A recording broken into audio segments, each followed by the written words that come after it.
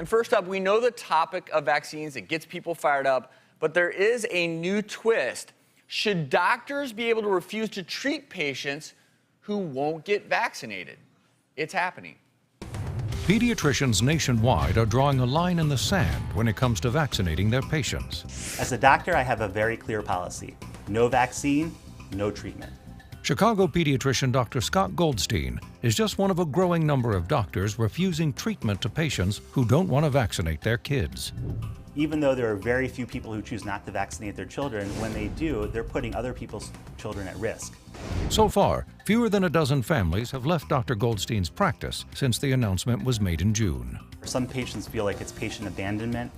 I feel like there are many, many different pediatricians out there, and because we're saying we don't want to put our other patients at risk, parents should respect that. And if they really still, after hearing all the evidence that's out there, choose to follow a different vaccine schedule, they're probably better served by another doctor, and that's up to them to find a doctor who will do that. So, docs, what side are you on? No vaccine, no care? Yes. Okay. So you're on the Dr. Sears. I say no.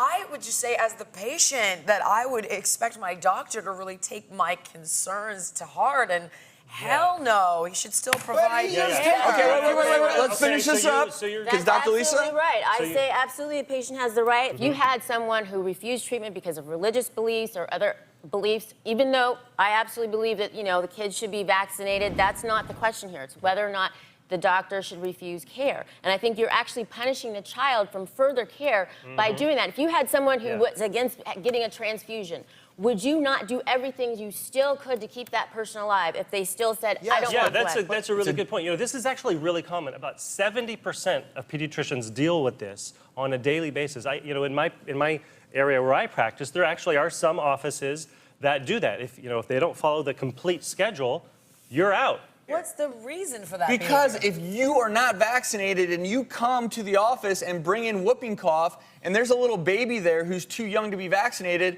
little babies are the ones who die from pertussis. Right. So these pediatricians are protecting their patients. But I think it should be the state. I think it should be schools, because then if the school, then you have to have vaccinations to go to school. It shouldn't be the schools. It needs to be, I think it needs to be the doctor that has this relationship with the parents. If a patient comes to my office because they got kicked out of another office because the doctor, it's usually that they say, the doctor, they just didn't want to discuss it. They didn't want to discuss the vaccines. Right. They just said, you either do them or you don't and get out. That's right? And so it's up to me to build trust with that patient.